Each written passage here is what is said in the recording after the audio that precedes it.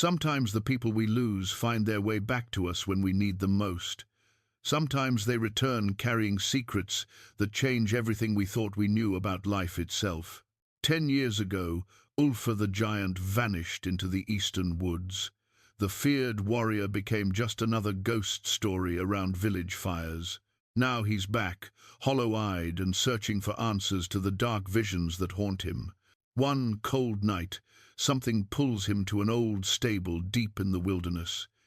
Inside, he finds Astrid, the village seer who disappeared the same year he did. She's sleeping peacefully among 20 black wolves, as if they're her family. The wolves don't attack, they simply watch. And when Astrid opens her eyes, she speaks of ancient truths that will change both their fates forever. What did they both discover in those lost years that binds them to the wild? Before we jump back in, tell us where you're tuning in from, and if this story touches you, make sure you're subscribed, because tomorrow I've saved something extra special for you.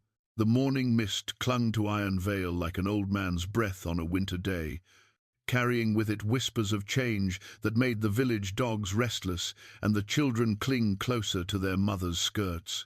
Ulfr Ironsson stood at the edge of the settlement, his massive frame casting a shadow that seemed too large for the pale dawn light.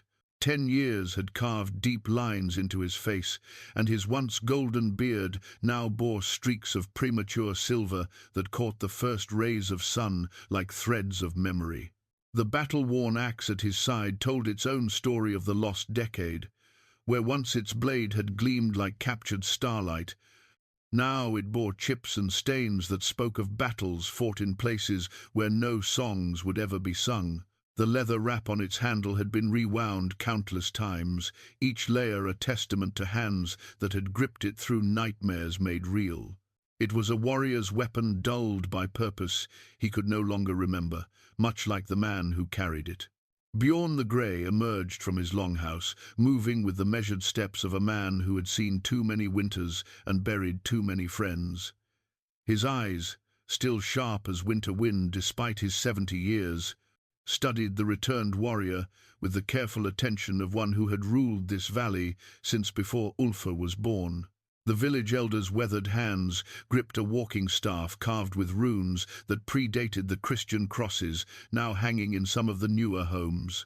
"So the dead walk among us again," Bjorn said, his voice carrying neither welcome nor condemnation, only the weight of accumulated wisdom. 10 years, Ulfr Ironsson.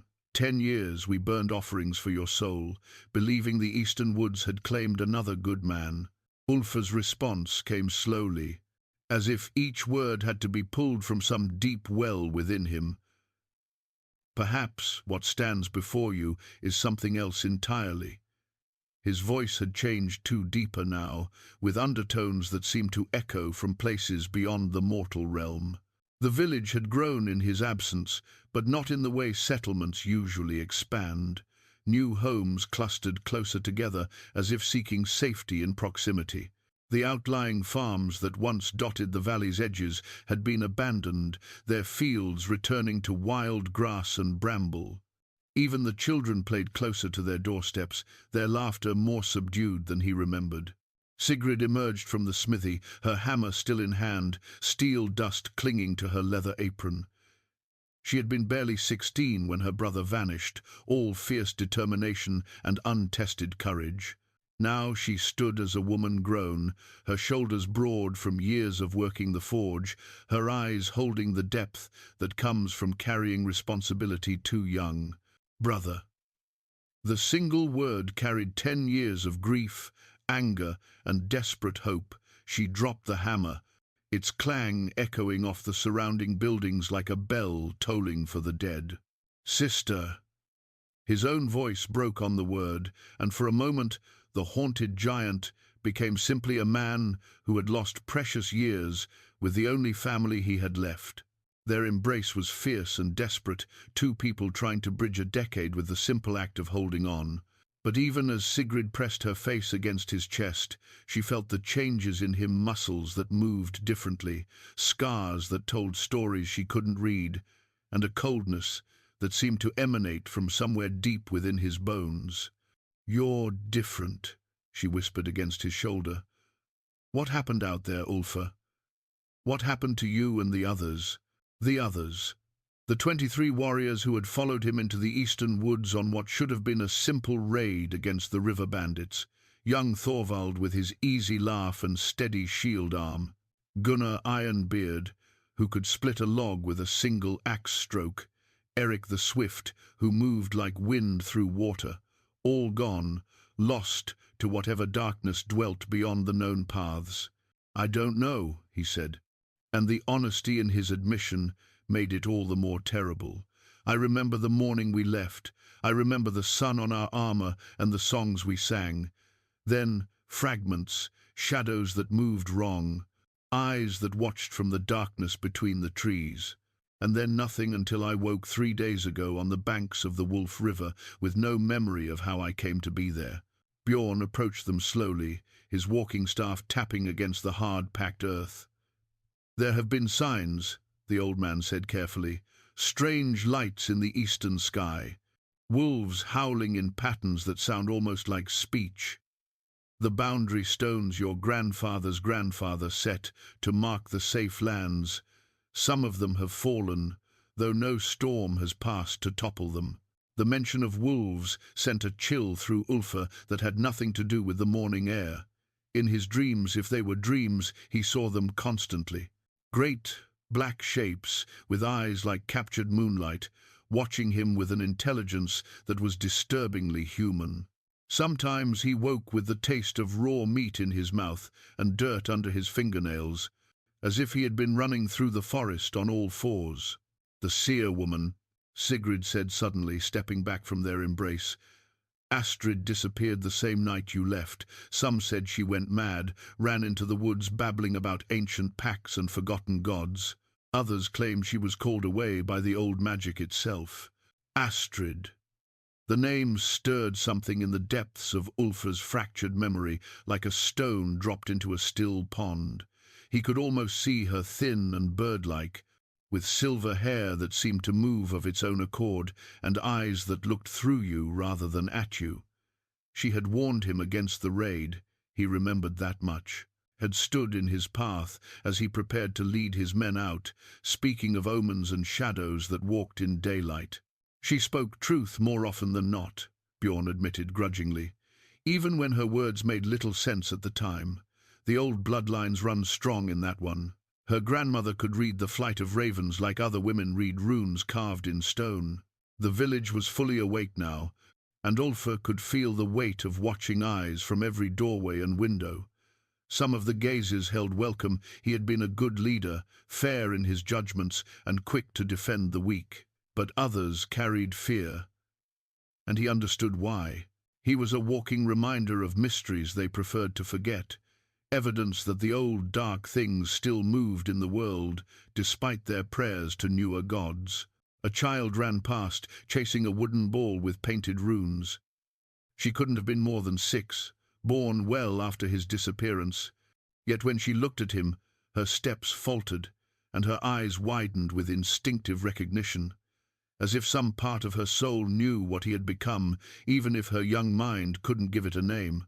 "You need rest," Sigrid said, taking his arm with the firm grip of someone accustomed to handling reluctant iron. "Food, clean clothes, time to remember how to be human again." But even as she spoke the words, they all knew that whatever Ulfr had become during his lost decade, it wasn't entirely human anymore. The way he moved too fluid, too aware of everything around him simultaneously. The way his eyes caught and reflected light like an animal's. The way the village dogs whined and pressed themselves against the ground when he passed, showing the belly-up submission they usually reserved for the pack alphas from the wild mountains. That night, as Sigrid prepared a feast to welcome her brother home, Ulfr sat alone by the central fire pit. The flames seemed to dance differently in his presence, reaching higher and burning with colors that had no names in mortal tongues. He stared into the shifting light and tried to remember what had happened to him in the eastern woods. But the memories remained locked away, sealed behind walls of shadow and time. All he had were the dreams that came when he closed his eyes, dreams of running through moonlit forests, of howling at stars that sang back in voices older than human speech, of a woman with silver hair who spoke of bargains made and prices paid. The axe lay across his knees, its dulled blade catching the firelight. Once it had been his pride, forged by his father's hand and blessed by the village priest. Now it felt foreign in his grip, as if it belonged to someone else's story. Perhaps it did. Perhaps the man who had carried it into the eastern woods had died there, and what returned was something else wearing his face and name. As the night deepened and the village settled into sleep, Ulfr felt the familiar pull a tugging in his chest that drew his eyes toward the eastern horizon. Something was calling him back to the darkness beyond the boundary stones, promising answers to questions he wasn't sure he wanted answered.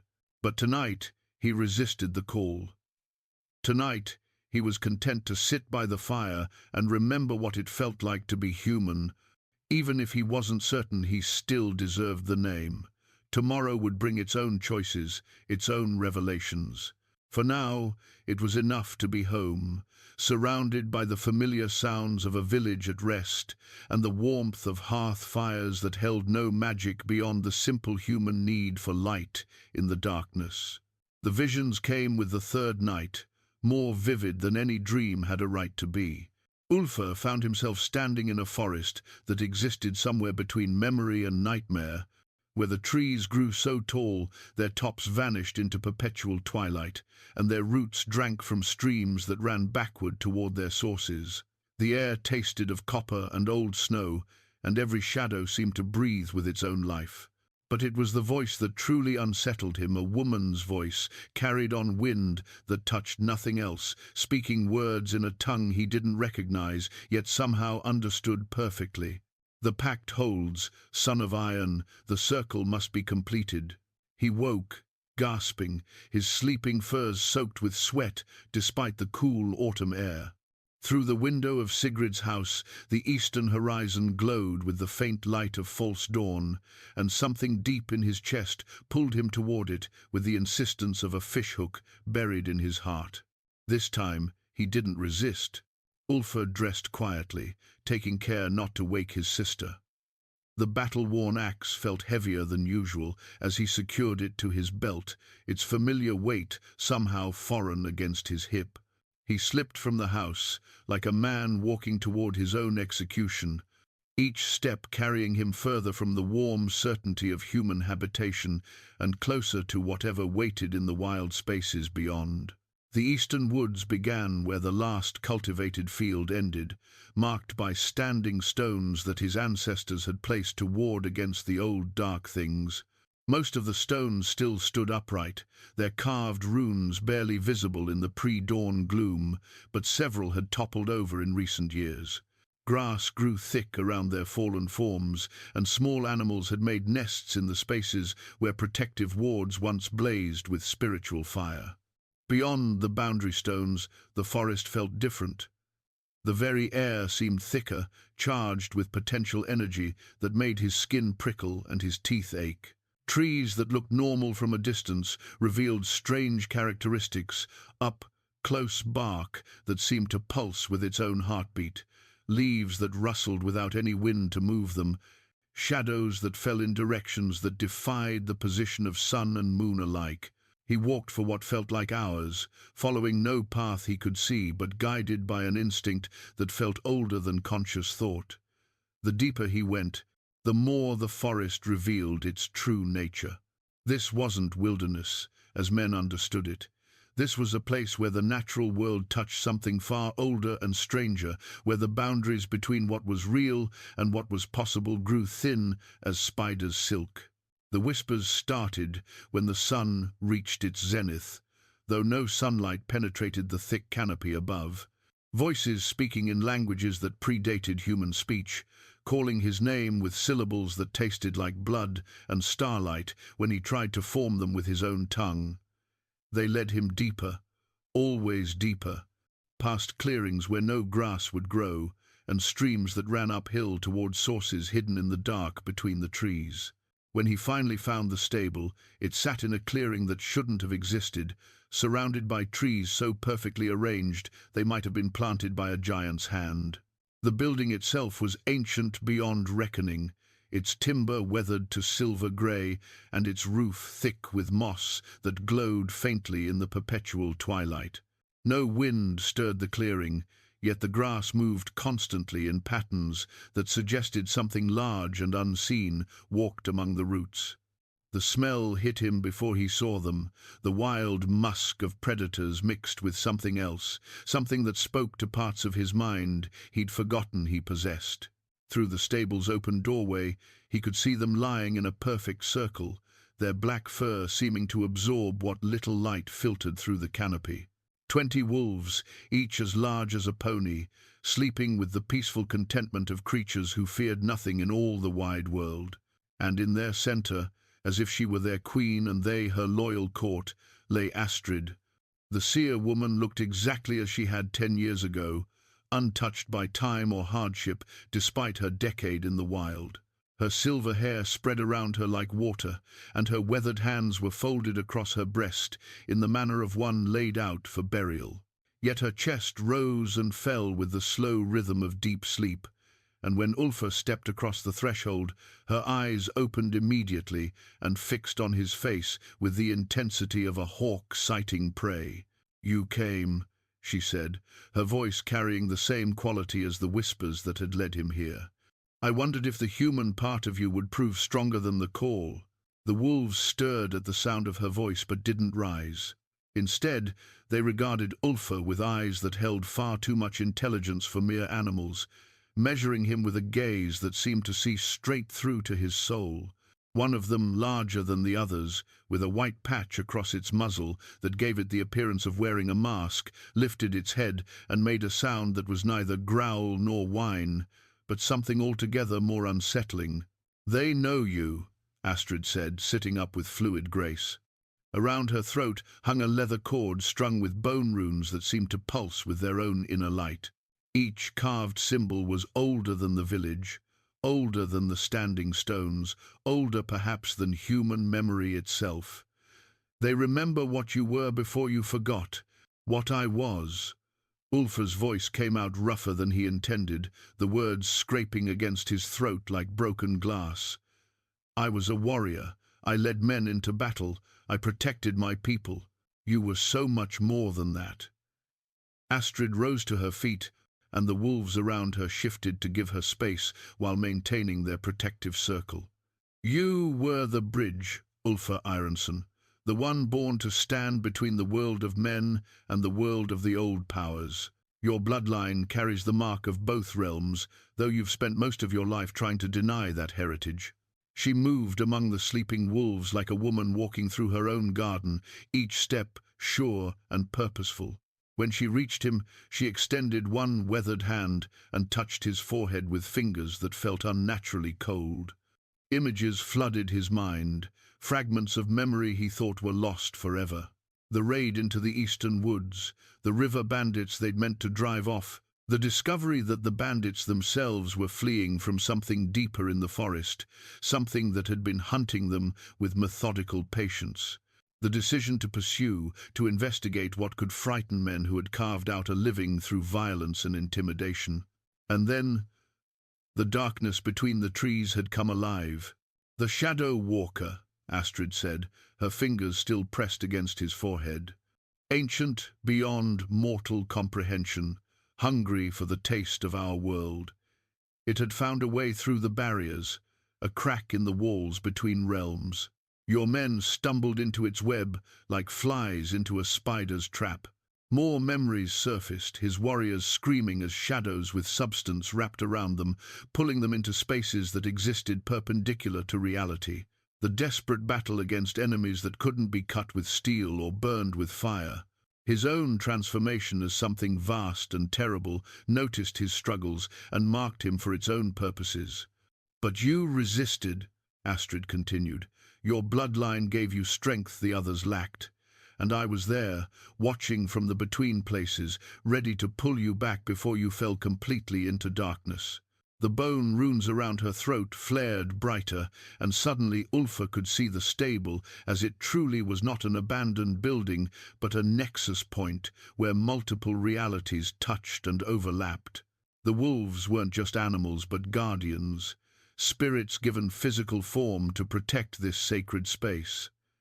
And Astrid herself, "You're not entirely human either," he whispered. She smiled, and for a moment her face flickered, showing features that were sharper, more angular, touched with the wild beauty of things that had never known the constraints of mortal flesh. "I am what I need to be," she said simply. "As are you. As you've always been, though you fought against that truth for most of your life.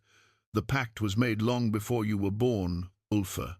Your ancestor swore an oath to guard the boundaries between worlds, and that oath passes down through blood and bone until someone rises who can fulfill it." What pact? But even as he asked the question, part of him already knew the answer. It whispered in the depths of his mind where the wolf dreams lived, in the place where human thoughts gave way to older, wilder instincts. "The same pact that's about to be tested again," Astrid said. "The Shadow Walker hasn't given up its desire for our world. It's been patient, gathering strength, waiting for the barriers to weaken. And now they have." She gestured toward the clearing beyond the stable, and Ulfr saw what he had missed in his focus on the wolves and the ancient building. The trees around them were dying, their leaves turning black and brittle despite the season. The very air shimmered with wrongness, and in the distance he could hear something that might have been wind, but carried undertones of laughter that had no warmth in it whatsoever. "How long?" he asked. "Until the winter solstice, when the barriers are at their weakest and the old powers walk most freely in our realm." Her bone runes pulsed like a heartbeat, marking time that was running out. 7 weeks to prepare for a war that will determine whether humanity continues to exist in blissful ignorance of the forces that surround them, or whether they learn too late that some doors should never be opened. The white-muzzled wolf rose from its place in the circle and padded over to them, its massive head reaching nearly to Ulfr's chest. When it looked up at him, he saw recognition in its golden eyes, and something else that made his blood run cold. "Your men," he said, understanding flooding through him like ice water. "They didn't die in the woods." Astrid nodded gravely. "They were transformed, as you were meant to be. But where your bloodline allowed you to retain your humanity, they became something else entirely. The Shadow Walker's first servants in this realm, bound to its will until someone breaks the chains that hold them." "Then that's what we do," Ulfr said, his hand moving instinctively to the axe at his side. "We break the chains and get them back. It won't be that simple." But there was approval in her ancient eyes, and the bone runes around her throat flared with warm light. "The path ahead will require sacrifices you can't imagine. Powers you've denied will have to be embraced. And in the end, you may discover that saving your men means losing yourself completely." Ulfr looked around the clearing one more time, at the wolves that watched him with the patience of eternity, at the stable that existed in the spaces between worlds, at the woman who was so much more than she appeared. Then he met Astrid's gaze, and saw reflected there all the weight of destiny and choice that awaited him. "Then we'd better get started," he said. The wolf-mother emerged from the shadows between the trees like something born from the intersection of dream and nightmare. Where the other wolves were large, she was immense, standing nearly as tall as a horse at the shoulder, her midnight black coat rippling with muscles that spoke of strength beyond the natural world. But it was the collar around her massive neck that truly marked her as something otherworldly. The silver band was no simple ornament, but a work of craftsmanship that predated human civilization. Runes older than the standing stones covered its surface, each symbol carved with such precision that they seemed to move in the peripheral vision, shifting and changing when observed directly. The metal itself held a luminescence that had nothing to do with reflected light, pulsing in rhythm with the great wolf's heartbeat, like a captured star pressed into service. "She is the keeper of the old compact," Astrid explained, her voice carrying the reverence usually reserved for sacred rituals. When the first barriers were raised between the realms, the Wolf Mother was chosen to guard the knowledge that would be needed when those barriers inevitably weakened. Ulfr watched as the massive creature approached, her golden eyes holding intelligence that was disturbingly human, yet utterly alien at the same time. The other wolves in the circle remained motionless, but their attention focused on their leader with the complete devotion of subjects before their queen. "The runes on her collar," he said, finding his voice despite the awe that threatened to steal it. "They're moving." "Living script," Astrid confirmed. "Each symbol contains not just meaning, but memory, the accumulated wisdom of every guardian who came before you. Your bloodline traces back to the first compact, Ulfr, to men who understood that some responsibilities pass down through generations, whether we accept them or not." The Wolf Mother stopped just beyond arm's reach, her massive head tilting as she studied him with the patient intensity of a predator evaluating potential prey. When she finally moved closer, her approach was deliberate and ceremonial, each step carrying the weight of ritual significance. "She's choosing whether to accept you," Astrid said softly. "The bloodline gives you the right to stand before her, but acceptance must be earned. Many of your ancestors failed this test. What happened to them? They remained human, lived normal lives, died normal deaths, passed their gifts on to children who might prove worthier." Astrid's weathered hands moved to the bone runes around her throat, her fingers tracing patterns that seemed to calm the air itself. "But the Shadow Walker grows stronger with each generation that fails to claim their heritage. Your time may be the last chance to stop what's coming." The Wolf Mother reached him then, her enormous muzzle pushing against his chest with surprising gentleness. The touch sent waves of sensation through him, not pain exactly, but a deep recognition that traveled through his bones and settled in places he hadn't known existed. Images flooded his mind. Ancient forests where men and wolves hunted as equals, stone circles raised under stars that had names in languages forgotten before the first villages were built, warriors who could speak with the voices of wind and storm.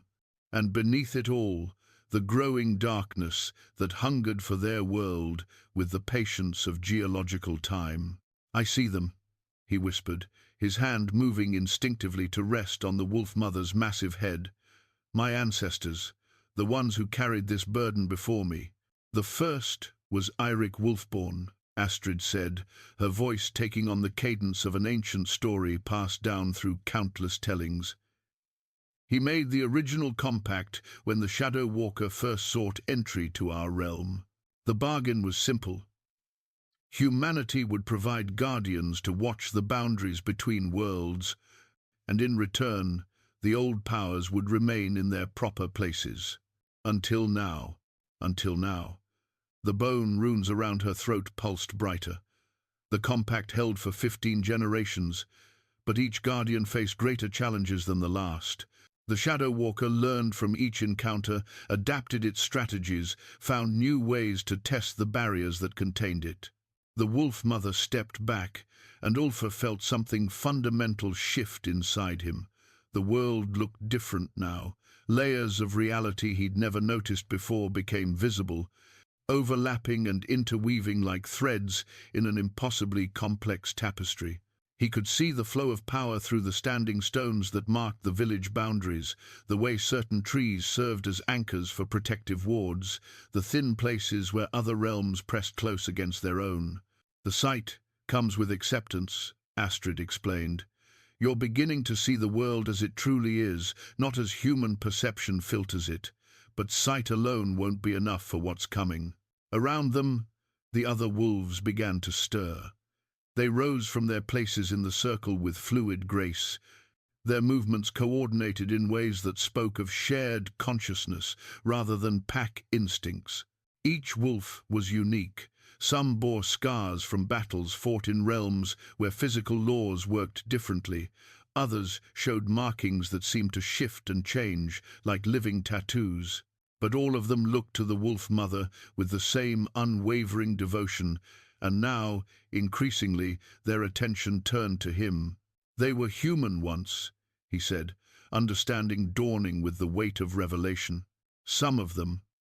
Others are spirits given form, manifestations of the compact itself." Astrid moved among the wolves like a shepherd among her flock, her touch bringing calm to creatures that existed at the intersection of multiple realities. They serve as guardians, teachers, and when necessary, warriors in a war that most humans never know is being fought. The largest of the subordinate wolves, a grey-muzzled male with eyes like chips of winter ice, approached Ulfr with measured steps. Unlike the wolf mother's ceremonial approach, this creature moved with the easy familiarity of an old comrade. When it looked up at him, recognition flashed through those pale eyes like lightning illuminating a dark sky. "Thorvald," Ulfr breathed. The wolf's tail moved once, a gesture that might have been acknowledgement or greeting, but when it opened its massive jaws, no human speech emerged, only the low, rumbling whine of an animal trying to communicate across a barrier of changed flesh and transformed consciousness. "They retained some memory of their former selves," Astrid said gently, "but the transformation that saved them from complete corruption also changed them in ways that can't be easily undone. They are your men still, Ulfr, but they are also something more now." Other familiar eyes looked out from lupine faces, Gunnar Ironbeard's steady gaze in a wolf with fur the color of old rust, Eric the Swift's quicksilver intelligence in a creature that seemed to barely touch the ground when it moved. His entire warband transformed into something between human memory and natural force, bound to guard the boundaries between worlds until the compact could be fulfilled or finally broken. "How do I reach them?" he asked. "By accepting what you've always been afraid to become." Astrid's bone runes flared with sudden intensity, and the air around them shimmered with power that made his teeth ache. "The transformation that awaits you is different from theirs. You have the bloodline to retain your human consciousness while gaining the strength needed to face what's coming. But first, you must be willing to let go of everything you think you know about the nature of reality itself." The wolf mother moved to his side, her massive presence both comforting and intimidating. When she looked up at him, he saw, reflected in her golden eyes, all the weight of destiny and choice that his bloodline had been carrying for 15 generations. The collar around her neck pulsed with living light, each rune a repository of knowledge he would need to master if he hoped to save not just his men, but the entire world they had sworn to protect. "The winter solstice approaches," Astrid said, her voice carrying the finality of fate itself. 7 weeks to learn what your ancestors spent lifetimes mastering. 7 weeks to become what you were always meant to be. Ulfr looked around the clearing at the wolves who had once been his brothers in arms, at the woman who was so much more than human, at the ancient stable that existed in the spaces between realities. Then he met the wolf mother's gaze and saw reflected there all the accumulated wisdom of those who had walked this path before him. "Then let's begin," he said. The journey back to Iron Vale felt different now, as if the very landscape had rearranged itself while Ulfr was learning truths that changed the nature of perception itself. Trees that had stood silent for decades now whispered secrets in languages older than human speech. Streams that had run clear and cold now carried undertones of power that made his skin tingle when he knelt to drink. Even the familiar path seemed to shift beneath his feet, leading him past landmarks that shouldn't have existed and around obstacles that appeared solid but yielded like mist when approached directly. The wolf that had once been Thorvald followed at a respectful distance, its pale eyes never leaving Ulfr's back. Astrid had insisted that one of the pack accompany him, claiming that the sight he'd gained would take time to stabilize, and that having a guardian nearby would prevent him from losing himself in the layers of reality now visible to his transformed perception. As the village came into view through the thinning trees, Ulfr noticed details that had escaped him during his first return.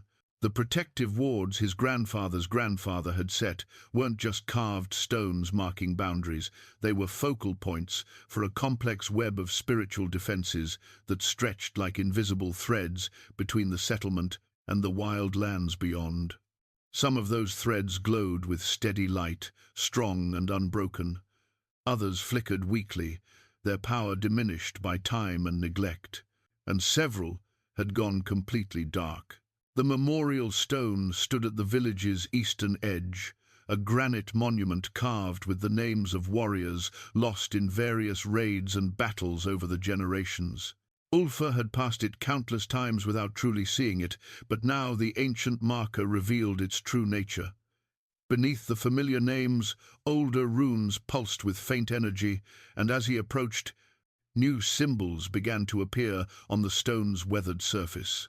The runes materialized slowly, as if being carved by an invisible hand guided by will rather than tools. They appeared wherever his shadow touched the granite, each symbol burning with brief fire before settling into permanent inscription. The language was the same as that on the Wolf Mother's collar, older than human memory, carrying meanings that bypassed conscious thought and spoke directly to the soul. "Brother!" Sigrid's voice came from behind him, tinged with concern that bordered on fear. "What are you doing?" Ulfr turned to find his sister approaching with careful steps, her blacksmith's hammer forgotten in her workshop in favor of the eating knife at her belt. Her eyes moved constantly between his face and the wolf that sat motionless 20 paces away, its pale gaze fixed on her with the patient attention of a predator evaluating potential threats. "The stone is remembering," he said, his voice carrying harmonics that hadn't been there before his encounter with the Wolf Mother. It was always meant to do more than mark the dead. Remembering what?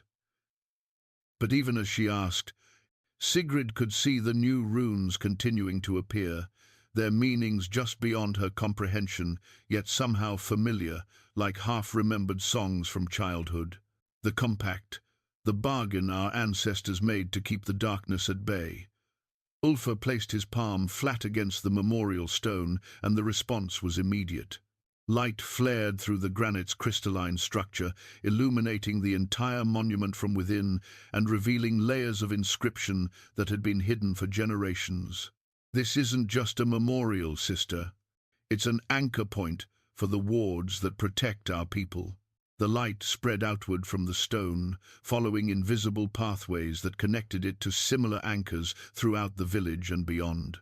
For a brief moment, the entire defensive network became visible, a web of interconnected power that had been slowly failing, as knowledge of its maintenance was lost to time and changing beliefs. "The old gods," Sigrid whispered, her hand moving instinctively to the iron hammer pendant at her throat. "Father used to speak of them when he thought we weren't listening. He said they still watched over the village, even after the priests came with their new ways." "Not gods," Ulfr corrected gently. "Powers. Forces that exist in the spaces between what is and what might be. The compact was made with them to ensure that certain things would remain where they belonged, in realms where human flesh couldn't survive and human minds couldn't comprehend what they witnessed."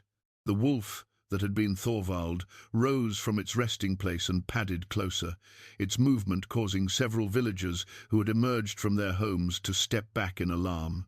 But the creature showed no aggression, instead positioning itself where it could watch both the siblings and the surrounding area with equal attention. "That's not a natural wolf," Sigrid said, her blacksmith's eye noting details that others might miss. "Too large, too intelligent, and the way it looks at you as if it knows you." "Because it does." Ulfr met the wolf's pale gaze and saw acknowledgement there, along with something that might have been approval. "It was human once, a warrior who followed me into the eastern woods 10 years ago." Before Sigrid could respond, Bjorn the Grey approached with the measured pace of a man who had seen enough winters to develop patience in the face of revelations that would drive younger souls to panic. The village elder's walking staff tapped against the hard-packed earth in rhythm with his steps, and his weathered eyes took in the glowing memorial stone with the calm acceptance of someone who had been expecting such manifestations for most of his adult life. "So it begins again," the old man said, his voice carrying neither surprise nor fear. "I wondered if I would live to see another awakening, or if the burden would pass to younger shoulders before the compact required renewal. You knew." Ulfr turned from the stone to face the elder, whose expression held depths of knowledge that hadn't been there during their previous conversation. "I suspected. My grandfather served as keeper of the old knowledge, as did his grandfather before him. Each generation, one person in the village, maintains awareness of what was agreed to in the earliest days, ready to provide guidance when a true guardian emerges." Bjorn's staff shifted in his grip, revealing runes carved into its length that matched those appearing on the memorial stone. "Your bloodline has been dormant for 3 generations, Ulfr Ironson. We had begun to hope that perhaps the old troubles were truly finished. But you never believed that hope. Hope and belief are different things entirely." The elder approached the memorial stone, his weathered hands tracing patterns in the air above its glowing surface. "The compact was made because certain truths cannot be ignored indefinitely. The Shadow Walker was contained, not destroyed, bound, not banished, and bindings, no matter how powerful, weaken with time." Around them, the village was coming alive with activity as people emerged from their homes to investigate the source of the strange light emanating from the memorial stone. Some approached with curiosity, others with the cautious reverence due to supernatural manifestations. But all of them seemed to recognize, on some instinctive level, that they were witnessing the return of forces their ancestors had dealt with for generations. Children pressed close to their parents' sides, their young minds more open to the layers of reality now becoming visible. Craftsmen set aside their tools to study the new runes, appearing on buildings throughout the village, recognizing the symbols even if they couldn't read their meanings. Elders nodded with the satisfaction of those who had always known this day would come, while younger adults struggled to reconcile ancient truths with the rational world they thought they understood. "What happens now?" Sigrid asked, her voice carrying the weight of someone who understood that her brother's return had changed everything, not just for him, but for all of them. "Now we prepare," Ulfr said, his hand still pressed against the memorial stone as power flowed through him into the defensive network that protected their home. 7 weeks until the winter solstice. 7 weeks to restore the wards, train the people, and ready ourselves for a war that most of them don't yet understand they're already fighting. The wolf that had been Thorvald moved closer, its massive head brushing against Ulfr's free hand in a gesture that was both comfort and reminder.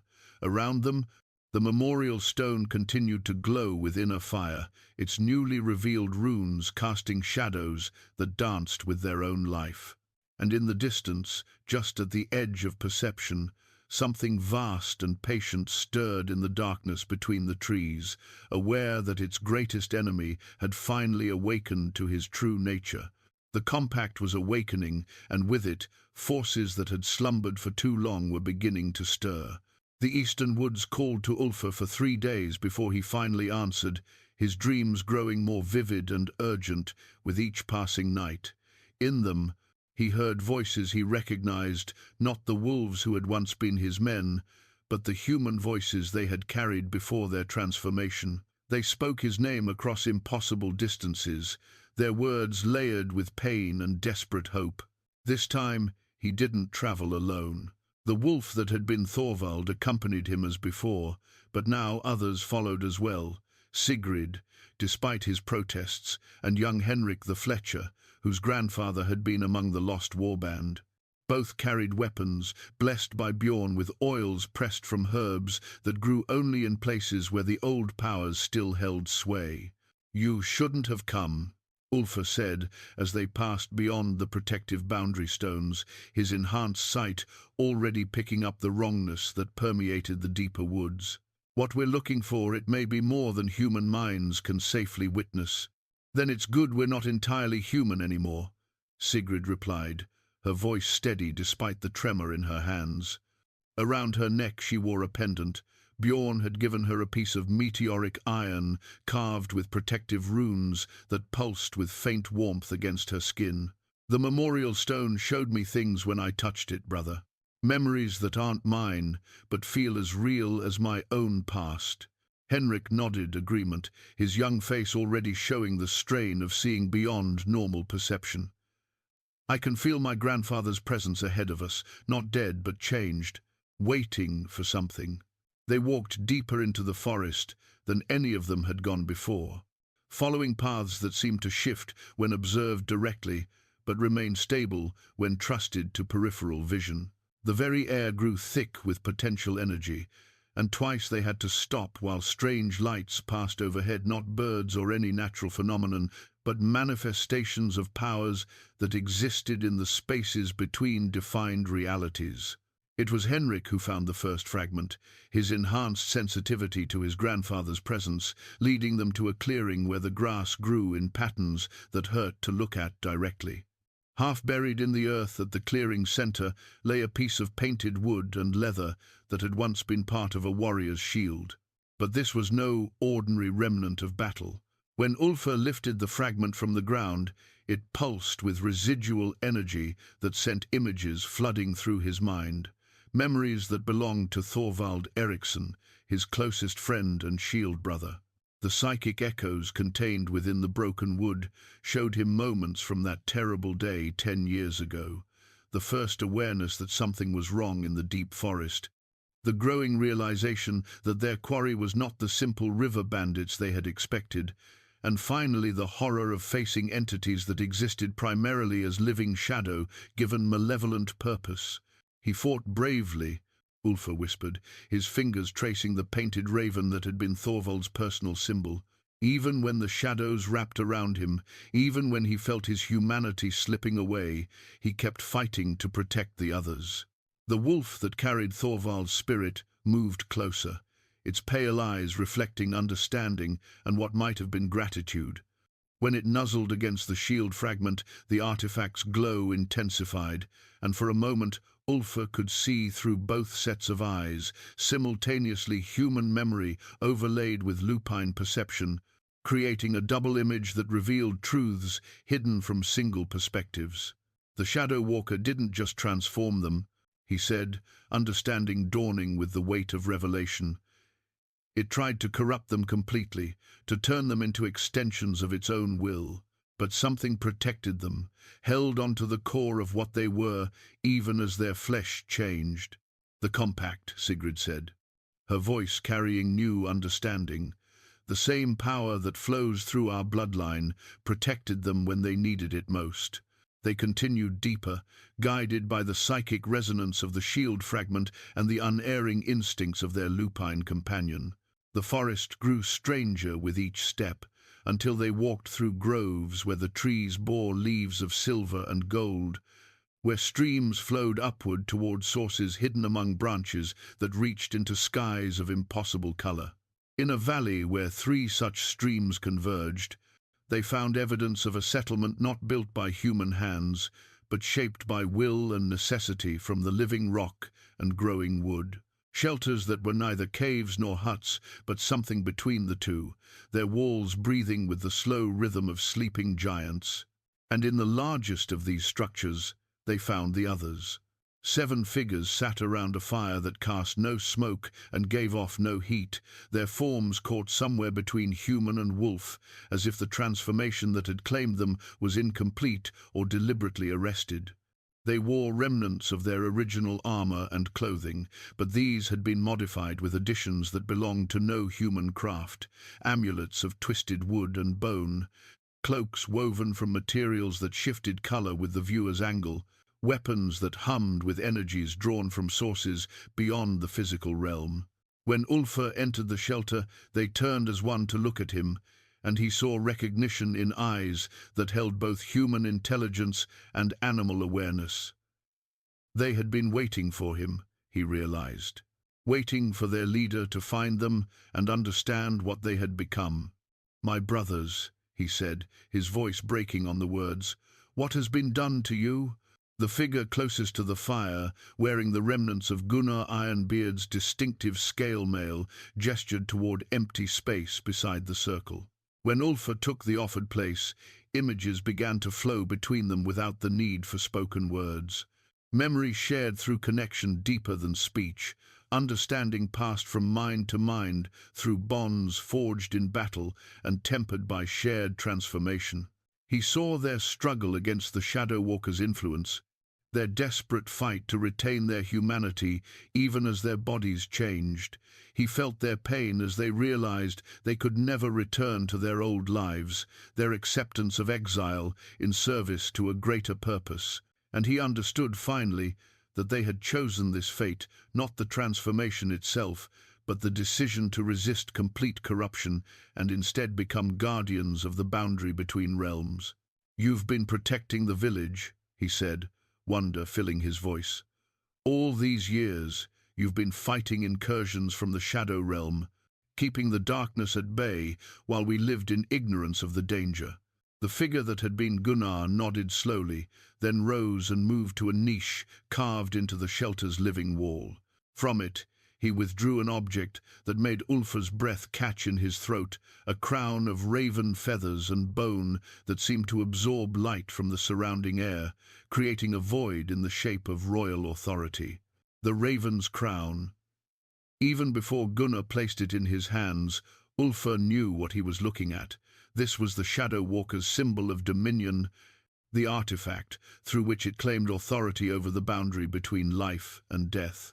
But it was damaged, its power incomplete, several of the bone components missing or deliberately removed. "You stole it," he breathed. "During the transformation, you managed to take this from the Shadow Walker itself." The transformed warriors exchanged glances loaded with meaning, and through their shared connection, Ulfr felt the truth of that desperate gambit. In the moment when the Shadow Walker had tried to claim them completely, they had turned its own strength against it, seizing the crown and breaking it before their humanity could be entirely consumed. The act had saved them from complete corruption, but had also trapped them in their current state, neither fully human nor completely transformed. "But it wants the crown back," Sigrid said, her voice tight with understanding, "and it will do anything to reclaim what was taken from it." The shelter around them shuddered, as if something vast had brushed against its walls from the outside. The transformed warriors rose as one, their hands moving to weapons that existed in multiple dimensions simultaneously. Through the shelter's entrance, darkness was gathering, not the simple absence of light, but a presence that consumed illumination and warmth with equal hunger. "It knows we're here," Ulfr said, clutching the broken crown against his chest. "It knows we've found what it's been searching for." The attack, when it came, arrived as whispers that carried the weight of falling mountains. The Shadow Walker materialized not as a single entity, but as a convergence of darkness that flowed between the trees like spilled ink given malevolent purpose. Where it passed, the very air seemed to curdle, turning solid surfaces into suggestions and making the ground beneath their feet feel uncertain as morning mist. The transformed warriors formed a protective circle around Ulfr, Sigrid, and Henrik, their weapons gleaming with energies that existed somewhere between physical, steel, and crystallized will. But it was the voice that truly marked the Shadow Walker's presence, a sound that bypassed the ears entirely and spoke directly to the fear that lived in the deepest recesses of human consciousness. When it spoke, the words carried harmonics that had been old when the first humans learned to make fire. "Return what was stolen, Oathbreaker," the voice said, each syllable causing the shelter's living walls to writhe in sympathy. "Return my crown, and I will make your ending swift." The raven's crown in Ulfr's hands grew cold as winter stone, its broken edges seeming to reach toward the darkness that surrounded them with an attraction that transcended mere magnetism. He could feel the artifact's desire to reunite with its missing pieces, to become whole again under the Shadow Walker's dominion. But he could also feel something else, a resistance that came from the crown itself, as if part of its essence rebelled against the darkness that had once claimed it. "You were offered power once before," the Shadow Walker continued, its presence pressing against the shelter's defenses like water seeking cracks in a dam.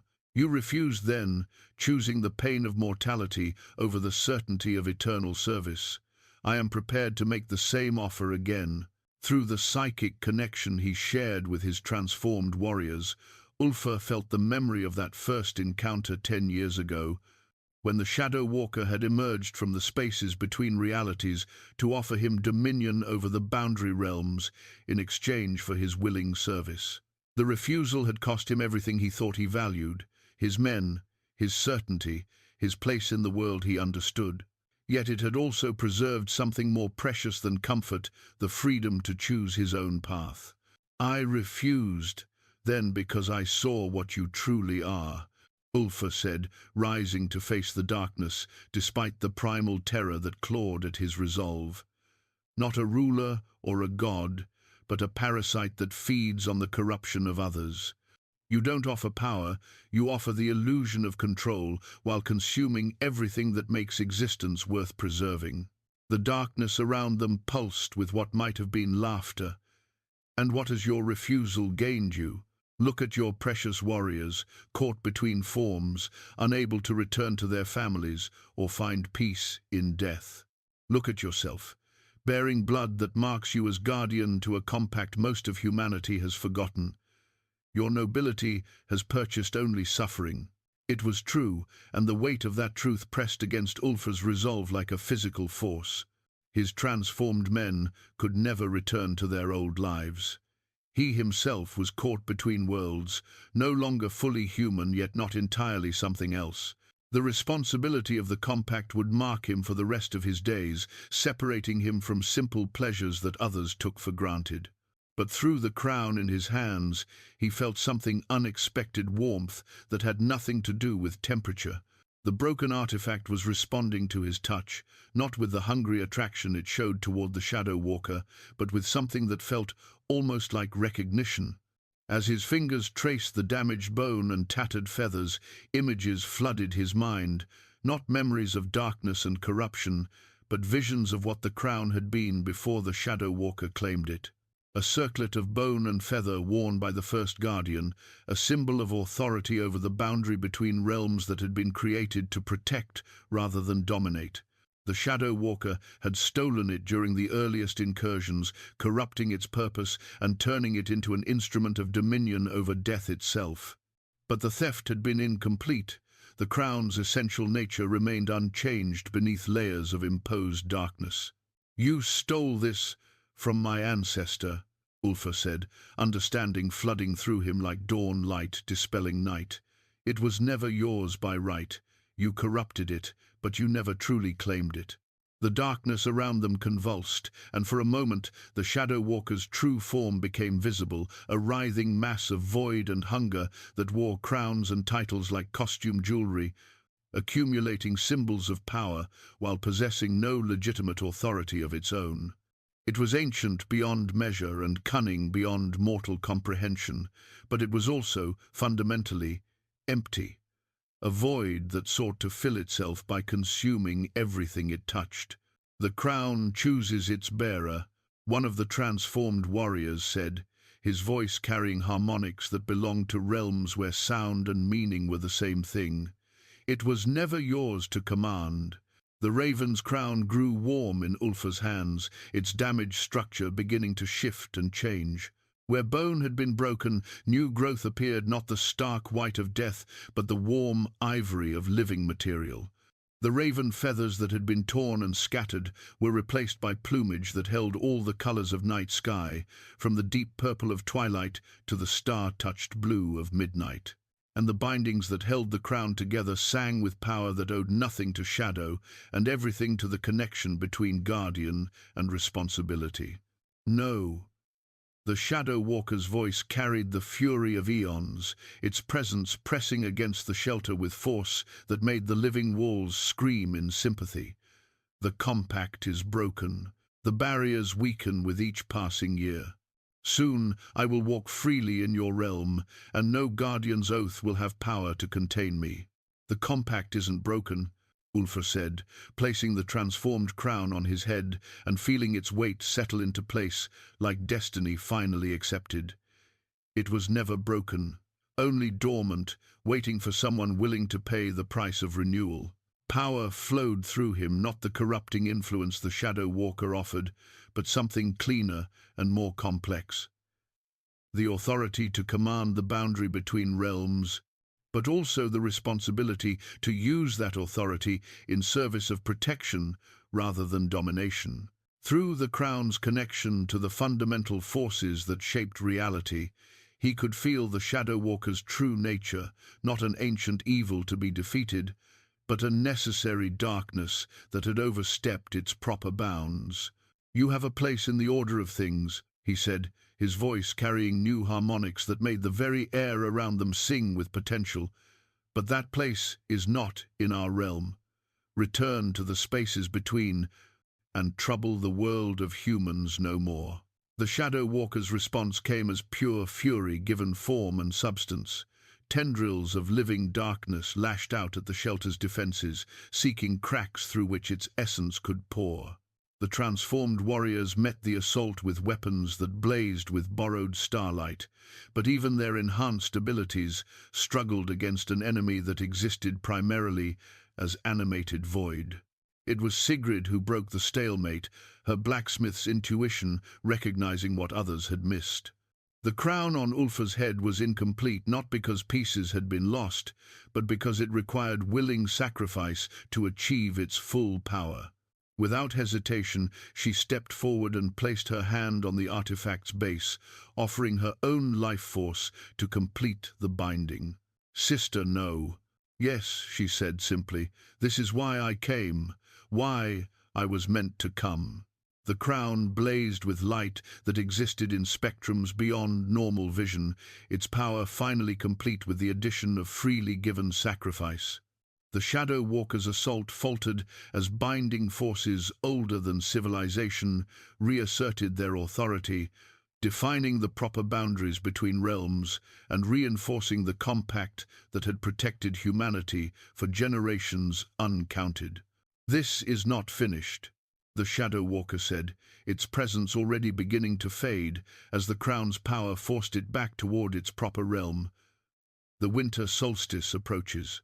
When the barriers are weakest, I will return with powers you cannot imagine. Then we'll be ready," Ulfr replied. The crown's weight on his brow, a constant reminder of the authority and responsibility he had finally accepted. "The compact stands, the boundaries hold, and we guard them both." The darkness retreated like storm clouds dispersing before dawn wind, leaving behind only the transformed warriors and the certainty that greater challenges lay ahead. But for now, the immediate threat had passed, and they had won breathing space to prepare for the final confrontation that would determine the fate of both realms. The revelation came not through words or visions, but through the simple act of Astrid placing her hand over Sigrid's heart as the blacksmith's life force slowly ebbed away. Where mortal touch should have found failing flesh and weakening pulse, instead there was light, pure, crystalline radiance that had nothing to do with human biology and everything to do with powers that predated the physical realm itself. Astrid's weathered fingers closed around something that shouldn't have existed, drawing from within Sigrid's chest, a gem that pulsed with the rhythm of distant stars. The true sight crystal emerged like a living thing, its faceted surface containing depths that seemed to extend beyond the physical dimensions of the small stone. When Ulfr looked into its heart, he saw not reflections but windows, glimpses of other times, other places, other possibilities that existed in the spaces between what was and what could be. "She was never entirely human," Astrid said, her voice carrying harmonics that revealed her own true nature with each syllable. "None of you were, though she came closest to remembering what she truly was before taking flesh in this realm." The transformed warriors stepped back as one, their enhanced senses recognizing what their human minds struggled to comprehend. The woman they had known as Sigrid the blacksmith began to change before their eyes, her mortal form becoming translucent as something far older and infinitely more complex revealed itself beneath the disguise of humanity. "Guardian spirit," Ulfr breathed, understanding flooding through him like ice water. "You're not my sister. You never were my sister." "I am both," the being that had worn Sigrid's form replied, her voice now carrying the depth of centuries rather than decades. "I chose to be born as your sister because that relationship would give me the strongest connection to your bloodline, the deepest influence over the choices you would face. But beneath that chosen identity, I am something much older, one of the original powers that made the compact possible." The true sight crystal in her hand flared with intensity that made the air itself sing, and suddenly Ulfr could see the truth that had been hidden from him since childhood. The woman he had called sister was indeed kin to him, but their relationship transcended blood and biology. She was the guardian spirit assigned to his bloodline, incarnated in human form to guide and protect each generation's chosen defender until they were ready to accept their destiny. "Every guardian has had such a companion," Astrid continued, her own form beginning to shimmer with energies that belonged to realms where thought and substance were interchangeable. "A spirit guide who takes mortal form to provide the emotional anchor necessary to resist the corruption that comes with power over the boundaries between worlds.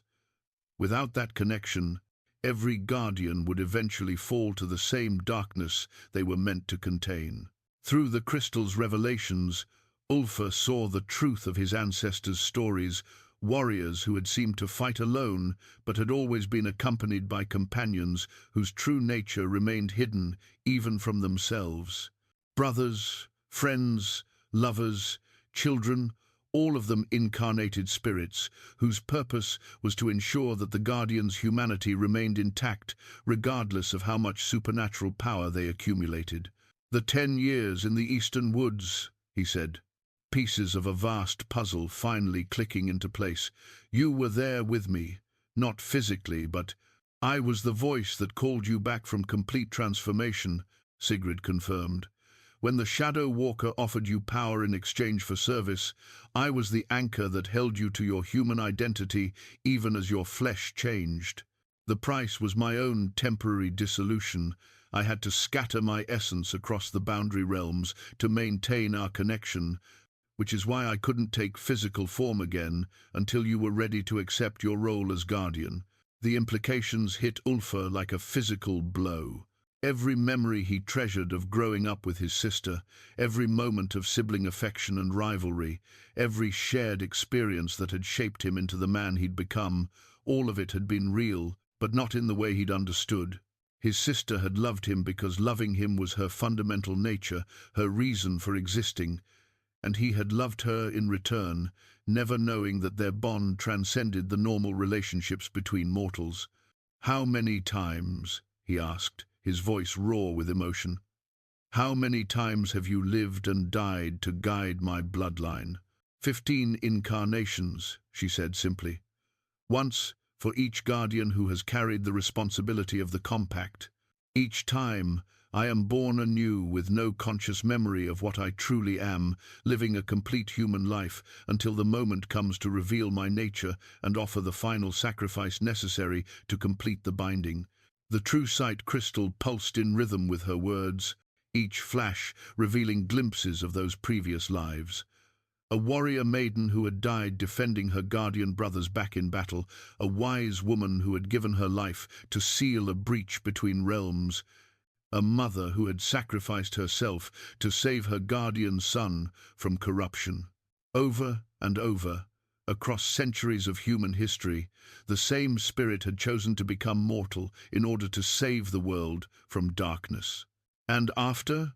Ulfr asked, though he dreaded the answer.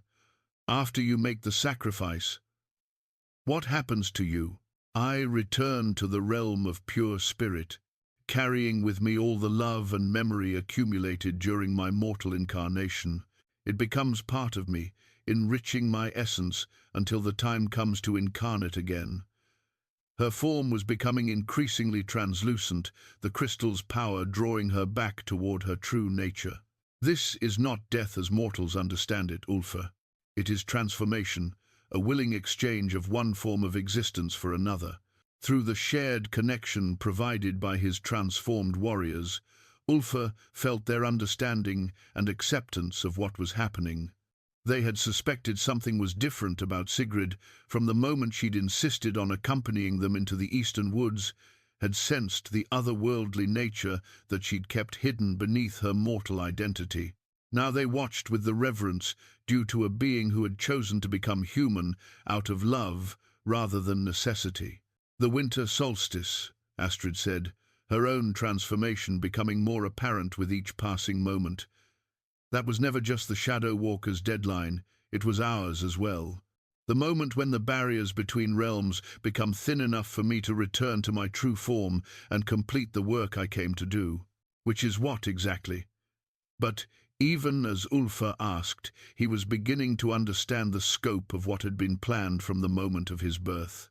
To forge a new compact, Sigrid said, the true sight crystal in her hands, now blazing with light that made the sun seem dim by comparison. The old agreement has held for 15 generations, but it was always meant to be temporary, a stopgap measure, while humanity grew strong enough to defend itself and wise enough to understand what it was defending against. The crystal rose from her hands, floating in the air between them as it revealed its true purpose. This was no mere repository of visions or guardian of ancient wisdom. It was a key, designed to unlock the fundamental forces that shaped reality itself. With it, a guardian who had proven worthy could rewrite the rules that governed the boundary between realms, creating new protections that would last until the end of time itself. But the price, Ulfr said, his voice breaking on the words. The price is always the same, Sigrid replied with infinite gentleness. Love freely given, sacrifice willingly made, and the courage to let go of what we treasure most in service of something greater than ourselves.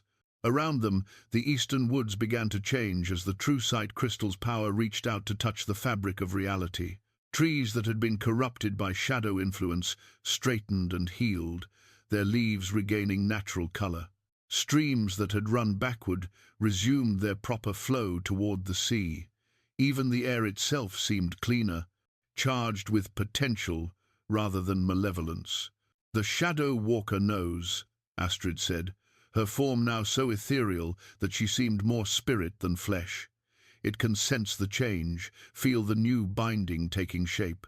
It will make one final attempt to prevent the compact's renewal, bringing to bear every resource it has accumulated during its exile from our realm. Then we'll be ready for it, Ulfr said, accepting the true sight crystal as it floated toward his outstretched hands. The moment his fingers closed around its surface, he felt the weight of destiny settling around him, like armor forged from starlight and tempered in the fires of willing sacrifice. Yes, Sigrid said, her smile carrying all the love of 15 lifetimes. We will be ready. And as she spoke those words, her mortal form finally dissolved completely. Revealing the guardian spirit, she had always been a being of pure light and purpose, whose love for humanity had led her to choose incarnation again and again, sacrificing her immortal nature for the chance to protect a world that would never know her true name.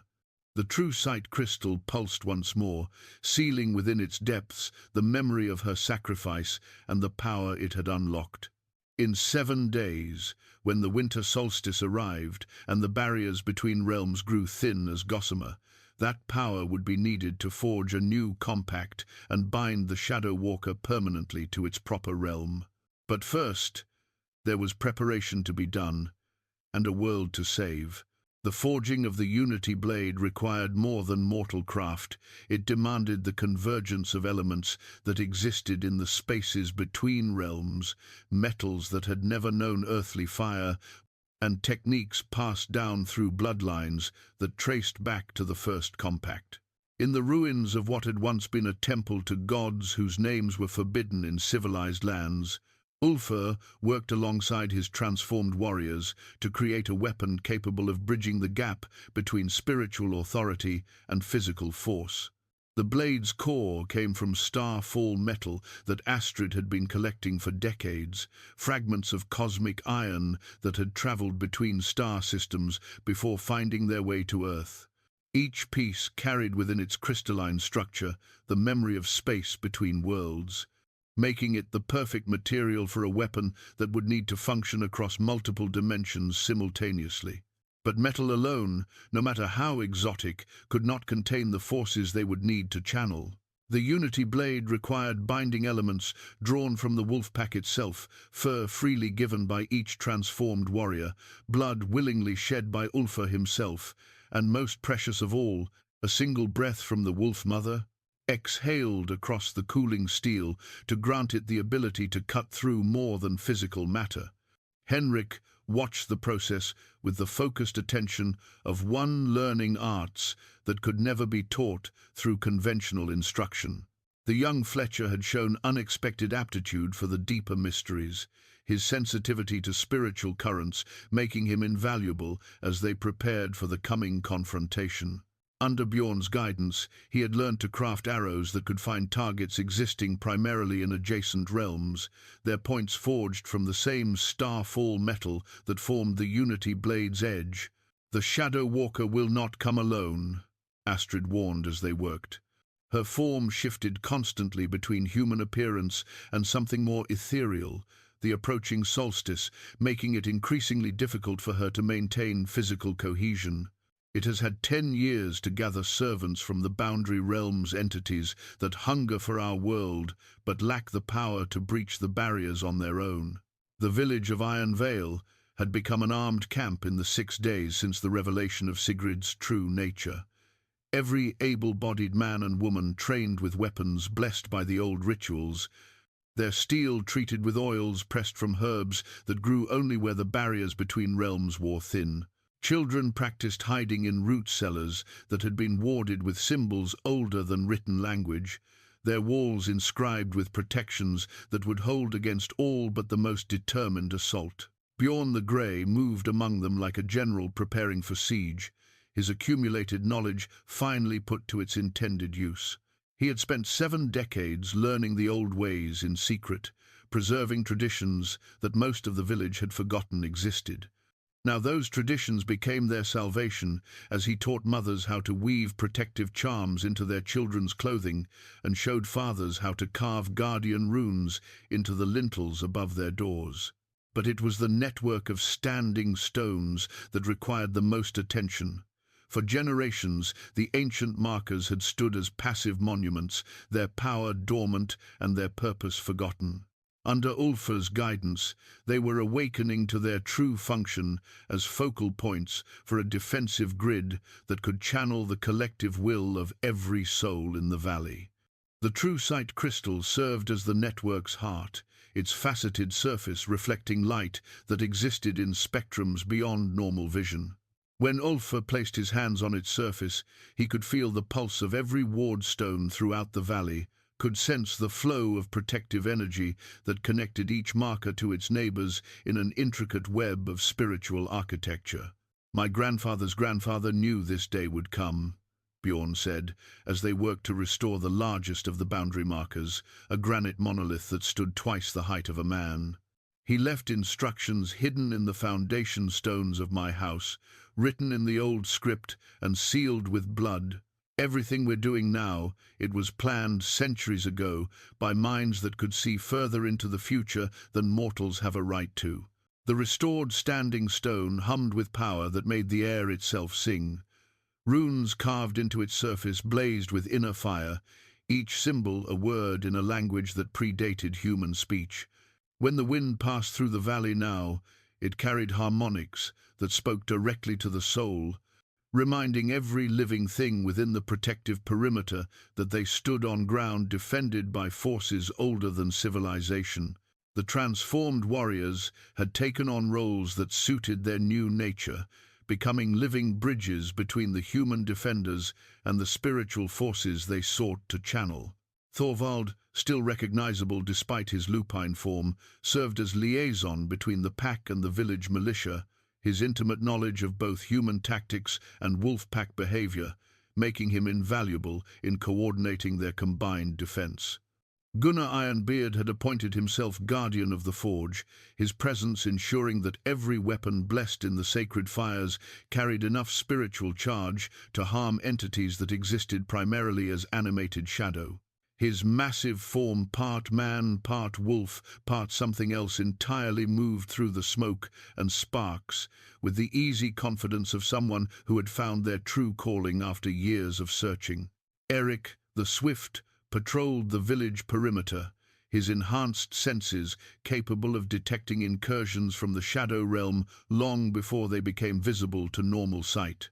More than once during their preparations, he had raised the alarm as scouts from the Shadow Walkers' growing army tested their defenses, seeking weaknesses that could be exploited during the final assault. But it was the Unity blade itself that commanded most of Ulfr's attention during those final days. The weapon was unlike anything forged in mortal smithies. Its edge existed in multiple dimensions simultaneously, capable of cutting through spiritual bindings as easily as physical armor. The starfall metal had been folded and refolded until its crystalline structure contained spaces that shouldn't have been able to exist, pockets of concentrated possibility that could be unleashed when the blade met something that required more than conventional force to defeat. The Wolf Mother's breath had done more than grant the weapon supernatural sharpness it had given, the blade a form of primitive consciousness, an awareness that would allow it to adapt its properties to whatever opponent it faced. When Ulfr held the completed weapon, he could feel its eagerness to fulfill the purpose for which it had been created, a hunger to restore balance to the boundary between realms. 3 days, Henrik said on the evening when their preparations reached completion. The young man stood at the village's highest point, his enhanced sight-reading signs in the eastern sky that others couldn't perceive. The Shadow Walker gathers its forces just beyond the far ridgeline. I can see their campfires burning with flames that give off no light. Through the true sight crystal, Ulfr confirmed what Henrik had observed. The Shadow Realm was pressing close against their reality, its inhabitants massing for an assault that would come with the winter solstice. Entities that had no names in human languages gathered in formations that defied three-dimensional geometry, their hunger for mortal flesh and mortal souls, creating distortions in the fabric of space itself. "Will we be enough?" Henrik asked, his voice carrying the uncertainty that plagued them all despite their preparations. Ulfr looked around the village at the transformed warriors who had sacrificed their humanity to become guardians, at the ordinary people who had set aside their peaceful lives to defend something they didn't fully understand, at the standing stones that blazed with protective fire, and at the Unity blade that hummed with power drawn from sources beyond the physical realm. "We'll have to be," he said simply. "The compact was made to protect this world, and we are its keepers now. Whatever the cost, whatever the sacrifice required, we hold the line here." Astrid's form shimmered beside them, her increasing transparency marking the approach of the moment when she would return fully to the spirit realm. "The Shadow Walker has grown strong during its exile," she said, her voice carrying across dimensions. "It has learned patience, cunning, and most dangerous of all, it has learned to corrupt others to its cause, rather than simply destroying them. The army it brings will include souls that were once human, minds that understand our weaknesses because they once shared them. Then we'll remind them what they've forgotten," Ulfr replied, the Unity blade warm against his palm. "We'll show them that some bonds can't be broken by shadow, that some lights can't be extinguished by darkness." Through the network of standing stones, he felt the pulse of every heart in the valley, men and women and children who had chosen to make their stand here rather than flee to distant lands where the Shadow Walker's influence might not reach. Their combined will flowed through the crystal in his other hand, strengthening the barriers and feeding power to the defensive grid that would be their salvation or their tomb. The winter solstice was 3 days away, and with it would come the final test of everything they had built, everything they had prepared, everything they were willing to sacrifice in defense of the light. As the sun set behind the western mountains, Ulfr felt the weight of 15 generations of guardians settling on his shoulders, their accumulated wisdom and determination flowing through bloodlines that connected past to present to future.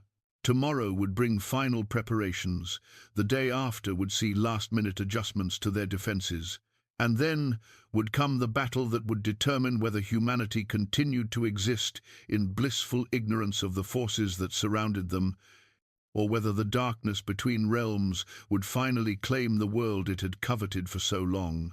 But tonight they stood ready. The winter solstice arrived with skies, the color of old bone and air that tasted of copper and anticipation. Before dawn broke over the eastern mountains, Ulfr stood in the center of Iron Vale with the binding chains of starlight coiled around his left arm, ethereal links forged from concentrated moonbeams that existed more as concept than substance, yet possessed weight that increased with the spiritual mass of whatever they were meant to restrain. The chains had materialized during the deepest hour of night, drawn into existence by the combined will of every soul in the valley, and given form through the true sight, crystal's power to bridge the gap between possibility and reality. Each link pulsed with captured luminescence, creating a soft radiance that seemed to comfort mortal eyes, while causing shadow entities to recoil in apparent pain. "They're beautiful," Henrik whispered, his enhanced sight allowing him to perceive the chain's true nature as constructs of pure, binding force, like wearing a piece of the night sky. But Ulfr felt their true weight, not the physical mass of metal links, but the accumulated responsibility of generations stretching back to the first compact. The chains would hold any spiritual entity, regardless of its power or cunning, but only if the one who wielded them possessed the authority to command such binding. That authority came not from birth or training, but from willing acceptance of the price such power demanded. The first sign of assault came not as visible enemy forces, but as wrongness in the air itself. Birds that should have been settling into their roosts began flying in panicked circles, their primitive minds overwhelmed by the proximity of entities that existed primarily in adjacent dimensions. Dogs throughout the village pressed themselves against the ground and whined in harmonies that spoke of pack fear, triggered by the approach of predators that shouldn't exist. Then the temperature began to drop, not the natural cold of winter morning, but something that reached deeper than flesh to touch the warmth that sustained life itself. Frost spread across surfaces in patterns that hurt to look at directly, geometric designs that suggested intelligence behind their formation rather than random crystallization. "Now," Ulfr said simply, and the defense of Iron Vale began. The standing stones erupted into blazing life, their accumulated power flowing through the network Bjorn had spent weeks restoring. Light lanced between the ancient markers, creating a dome of protective energy that covered the entire village. The barrier shimmered like heat, haze, but its purpose became clear when shadow creatures struck its surface and rebounded as if they had collided with solid stone. The transformed warriors took their positions around the perimeter, each one serving as a living amplification point for the defensive grid. Through their enhanced connection to both human determination and spiritual forces, they channeled the village's collective will into forms that could stand against entities from the boundary realms. Thorvald positioned himself at the eastern approach, where the main assault would likely come. His lupine form had grown larger during the weeks of preparation, fed by power drawn through his connection to the Wolf Mother and the pack consciousness that linked all the transformed warriors. When he howled, the sound carried across dimensions, calling to allies that existed in the spaces between defined realities. The Shadow Walker's army materialized like a tide of living darkness flowing down from the eastern ridges. Shadow creatures of every conceivable form moved in perfect coordination, some vaguely humanoid, but wrong in ways that defied description, others bearing no resemblance to anything that had ever lived in the natural world. They flowed around obstacles like liquid, reformed after taking damage that should have been fatal, and approached the village barriers with the patient inevitability of rising floodwater. But it was the corrupted humans among their ranks that truly chilled Ulfr's blood. Men and women who had once lived normal lives, their forms now twisted by shadow influence into shapes that retained enough humanity to be recognizable while gaining attributes that belonged to nightmare. They moved with the jerky, puppet-like motions of souls no longer fully in control of their own actions, their eyes holding awareness of what they had become, but no power to resist the will that commanded them. Binding first. Astrid's voice whispered from the spirit realm, her words carried on wind that touched nothing else. Destruction only if binding fails. Many of those souls can still be saved if the Shadow Walker's influence is severed before it becomes permanent. The binding chains of starlight grew warm against Ulfr's arm as he prepared to use them for their intended purpose. But the chains could only restrain what he could reach, and the Shadow Walker itself remained hidden among its servants, directing the assault from a position of safety while lesser entities tested the strength of Iron Veil's defenses. The Unity blade hummed in his right hand, its starfall metal edge eager to taste battle against enemies that required more than conventional weapons to defeat. Through its connection to the Wolf Mother's breath, he could sense the approaching shadow creatures as distortions in the fabric of reality itself, spaces where the natural order had been bent to accommodate entities that had no legitimate claim to existence in the mortal realm. "Hold the line," he called to the defenders positioned throughout the village. "Remember what we fight for, not just our own lives, but the right of this world to remain free from Shadow's dominion." The first wave of shadow creatures struck the barrier with force that made the standing stones ring like massive bells. The protective dome held, but already Ulfr could see hairline cracks appearing in its luminous surface where concentrated assault had found weak points in the defensive grid. The battle for the boundary between realms had begun. The heart of the Wolf Mother blazed like a captured star as the great she-wolf made her final sacrifice, her massive form dissolving into pure energy that flowed directly into the binding chains of starlight. The amber gem that had always rested at the center of her being, hidden beneath fur and flesh, but visible to those with true sight, emerged as she transformed from physical guardian into spiritual force, her accumulated wisdom and power becoming fuel for the final binding ritual. "Mother, no." Thorvald's voice carried the anguish of a son watching his parent die, though the sound that emerged from his lupine throat was more howl than human speech. The other transformed warriors felt her passing like a physical blow. Their connection to the pack consciousness suddenly diminished, even as their individual powers grew stronger from her sacrifice. But the Wolf Mother's dissolution was not death as mortals understood it, it was apotheosis, the willing transformation of finite existence into unlimited potential. Her essence flowed through the chains around Ulfr's arm, granting them the power to bind not just individual entities, but entire realms, to seal breaches between dimensions with authority that came from the fundamental forces that shaped reality itself. "She was always meant for this moment," Astrid said, her own form now so ethereal that she seemed more memory than substance. From the first compact, the Wolf Mother existed to provide the final key when lesser measures proved insufficient. Her sacrifice doesn't end her. It transforms her into something that can exist simultaneously across all the boundary realms.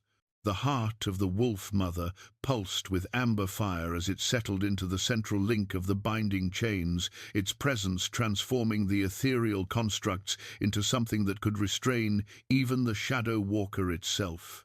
Through the gem's power, Ulfr felt his consciousness expand beyond the confines of mortal perception, allowing him to see the true scope of the battle being fought on multiple dimensional planes simultaneously. The Shadow Walker stood revealed at last, no longer hiding behind its servants, but manifesting in all its terrible glory.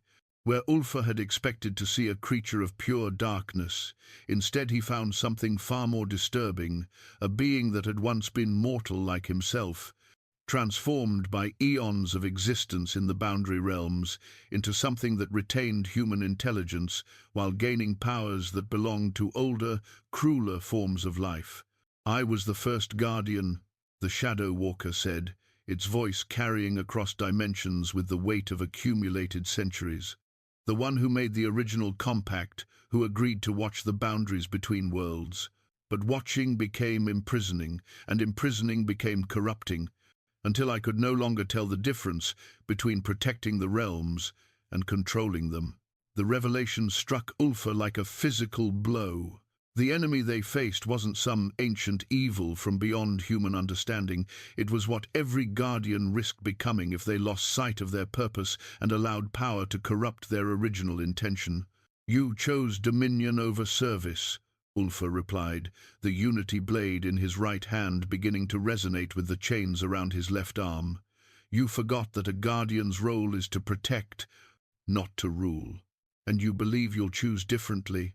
The Shadow Walker's laughter carried the bitterness of someone who had once held the same convictions.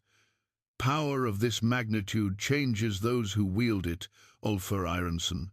The compact was never meant to be renewed, it was meant to be transcended, elevated to something greater than mere protection."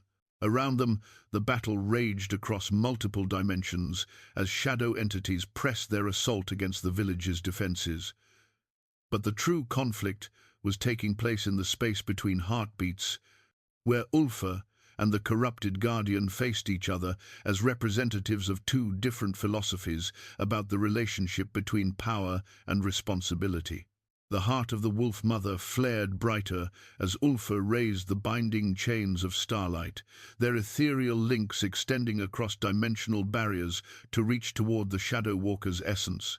But the ancient guardian was ready for such an assault, countering with bindings of his own chains, forged from crystallized despair and hardened regret that sought to drag Ulfr down into the same corruption that had claimed their wielder. "You cannot bind what you do not understand," the Shadow Walker said, its own chains lashing out like living things. "I am not merely an entity to be restrained. I am a possibility, a future that awaits every guardian who gains enough power to reshape the world according to their will." But as the opposing chains met in the space between dimensions, Ulfr felt something that the Shadow Walker had apparently forgotten: the presence of every guardian who had come before, their accumulated wisdom and determination flowing through bloodlines that connected past to future. He was not facing this temptation alone, but supported by 15 generations of those who had chosen service over dominion. The heart of the Wolf Mother pulsed once more, and suddenly Ulfr understood what needed to be done. The Shadow Walker couldn't be destroyed because it represented a fundamental aspect of the Guardian's nature, the potential for corruption that existed within anyone granted power over the boundaries between realms. But it could be integrated, transformed from enemy into reminder, from threat into teaching. "I bind you not as foreign enemy," Ulfr said, the binding chains of starlight extending to encircle both himself and the Shadow Walker, "but as part of myself, the shadow that every guardian must acknowledge and master." The chains tightened, and reality itself began to shift as the fundamental nature of the compact changed from external agreement to internal recognition. The heart of the Wolf Mother blazed with final intensity, sealing the binding that would last until the end of time itself. The Shadow Walker's form began to fade, but its essence didn't disappear. Instead, it merged with Ulfr's own spirit, becoming the internal voice that would always warn him when power threatened to corrupt purpose, when the Guardian's role risked becoming the tyrant's throne. The Guardian's talk materialized around Ulfr's arm as the final binding took hold, its silver surface unmarked by any smith's hammer, yet perfect in its craftsmanship. The twisted metal bore no decorative runes or precious stones. Its power lay in its simplicity, in the way it marked its bearer as someone who stood eternally between worlds, protecting one from the other through vigilance that would never end. As the arm ring settled into place, Ulfr felt the weight of his new role settling with it. No longer simply a man with supernatural gifts, he had become something unprecedented, a guardian who carried within himself the shadow of what he might become if he ever forgot the purpose for which his power existed. The Shadow Walker's voice would always whisper in the depths of his consciousness, not as tempter but as reminder, ensuring that humility remained his strongest defense against corruption.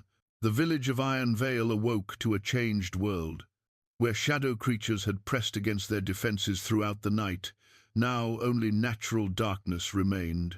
The barrier created by the standing stones had faded with the dawn, no longer needed but ready to rise again should future threats emerge. Children emerged from their hiding places to find a landscape restored to peace, though they would grow up knowing that such peace required constant vigilance to maintain. Astrid's form had stabilized in the aftermath of the binding, though she remained more spirit than flesh. Her work in the mortal realm was complete, but the new compact required a teacher to help future generations understand what had been accomplished and what responsibilities still remained. She moved through the village like a living memory, her presence a bridge between the ancient ways and the modern world. The transformed warriors? Henrik asked, as they surveyed the aftermath of the battle. The young man had aged years in a single night, his enhanced perception allowing him to witness the true scope of what had been at stake. Ulfr looked toward where his former brothers-in-arms stood in the morning light, their lupine forms unchanged, but somehow more at peace than they had been since their transformation a decade ago.